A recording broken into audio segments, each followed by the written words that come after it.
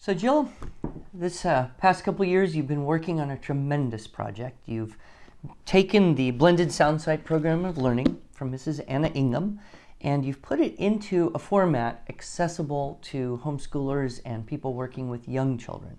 And of course we've had our writing program for many years, mainly for children who are already able to write words somewhat independently, attempt to make sentences, but we do have lots of young moms with young children and some older moms with young children too, who would like to say, well, what do we do before that? How do we get them ready? What's the best way to teach reading and writing?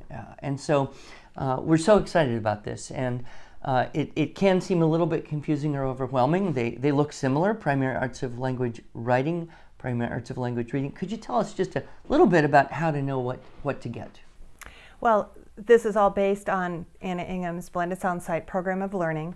And it was really made for a classroom, but it works very well in the home. When working with homeschool children, I know sometimes some children learn to read very young, and so all they need is a writing part. Yeah. Other ones are ready, they would like to teach their child how to read, or their child is just starting and needs some help. Or struggling, perhaps. Exactly. Yeah. So that's why it's in two pieces, but it was really intended to be done together. Yes. Right. But I will explain what the two pieces are. The Primary Arts of Language reading program is to teach your child how to read. So whether your child doesn't even know what the letter A is yet, or your child is already able to read simple three-letter words like cat and dog and so forth, they are ready for this program. It is also great as a remedial program if you have an older child that's struggling with learning disorders and just isn't able to make that jump to grade level reading.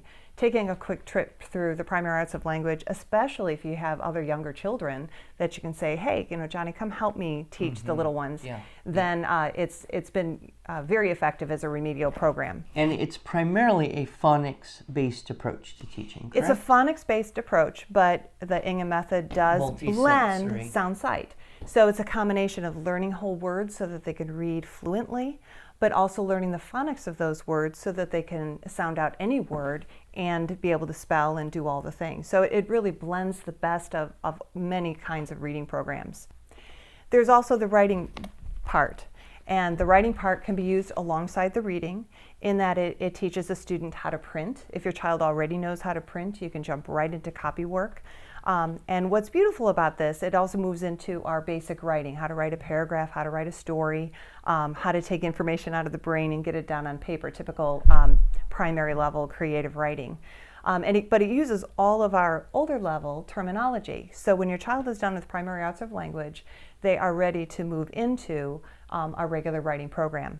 And so not only does it include the printing and the basic writing, it also includes all about spelling so that you get the spelling done as well. The reading part will teach your child the phonics for reading, and the methodology does prepare them for spelling. But all about spelling comes along behind to make sure that all those spelling rules were internalized as your child learns to read very rapidly. And so phonics for decoding, phonics for encoding, kind of two sides of one coin there, huh? Exactly. Great.